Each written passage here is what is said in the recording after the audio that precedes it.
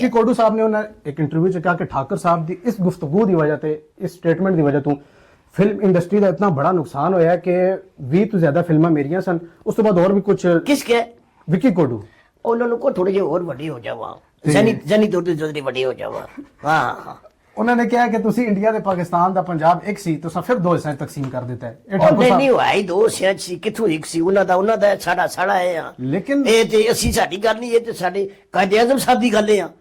ਉਹ ਕਹੇ ਜੀ ਅਸੀਂ ਤੁਹਾਡੇ ਨਾਲ ਕਿਸ ਤਰ੍ਹਾਂ ਰਹਿ ਸਕਦੇ ਹਾਂ ਬਈ ਤੁਸੀਂ ਮੂਰਤੀਆਂ ਪੂਜਨੇ ਹੋ ਅਸੀਂ ਵਾਦਾ ਉਲਾ ਸ਼ਰੀਕ ਦੀ ਇਬਾਦਤ ਕਰਨੇ ਆ ਤੁਸੀਂ ਸਾਡੇ ਨਾਲ ਕਿਸ ਤਰ੍ਹਾਂ ਇਹੋ ਹੀ ਗੱਲ ਹੈ।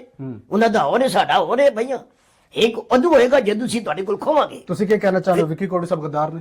ਨਹੀਂ ਇਹ ਗੱਲ ਨਹੀਂ ਮੈਂ ਕਰ ਰਿਹਾ ਇਹ ਕਿਹਦੀ ਗੱਲ ਕਰ ਗੱਦਾਰ ਦੀ ਗੱਲ ਮੈਂ ਨਹੀਂ ਕਰ ਰਿਹਾ ਉਹਨਾਂ ਦੇ ਆਪਣੇ ਸਾਹਮਣੇ ਗੱਲ ਕੀਤੀ ਹੈ ਗੱਦਾਰੀ ਦੀ ਗੱਲ ਨਹੀਂ ਹੈ ਮਤਲਬ ਕਿ ਉਹਨਾਂ ਨੇ ਮੁਹੱਬੇ ਵਤਨ ਦਾ ਇਜ਼ਹਾਰ ਨਹੀਂ ਕੀਤਾ। ਨਹੀਂ ਇਹ ਕਿਹੜੀ ਗੱਲ ਉਹਨਾਂ ਨੇ ਕਿਹਾ ਕਿ ਕਰਨਾ ਨਹੀਂ ਹੋਣਾ ਚਾਹੀਦਾ ਸੀ ਕਰਨਾ ਚਾਹੀਦਾ ਸੀ ਉਹਨਾਂ ਨੇ ਗੱਲ ਕਰਕੇ ਠਾਕੁਰ ਸਾਹਿਬ ਨੇ ਗੱਲ ਕੀਤੀ ਕਿ ਇਹ ਬੰਦੇ ਨੂੰ ਨੁਕਸਾਨ ਹੋ ਗਿਆ ਕਿ ਉਹ ਬੰਦੇ ਰੋਟੀ ਨਹੀਂ ਖਾ ਰਹੇ ਹੁਣ ਭੁੱਖੇ ਮਰ ਰਹੇ ਨੇ ਰੋਟੀ ਤੇ ਖਾ ਕੱਪੜੇ ਲਾ ਰਹੇ ਹੋ ਸੁਣਨਾ ਬਿਲਕੁਲ ਫਿਰ ਇਹ ਗੱਲ ਕਰਨੀ ਦੀ ਲੋੜ ਕਿਹੜੀ ਹੈ ਐਮਲ ਗੱਲਾਂ ਕਰ ਰਹੇ ਨਾ ਕਿਸੇ ਨੇ ਆ ਕੇ ਮੇਰਾ ਜੋ ਪਟਣਾ ਪਟ ਲਵੇ ਆ ਪਾਕਿਸਤਾਨ ਜਿੰਦਾਬਾਦ ਹੈ।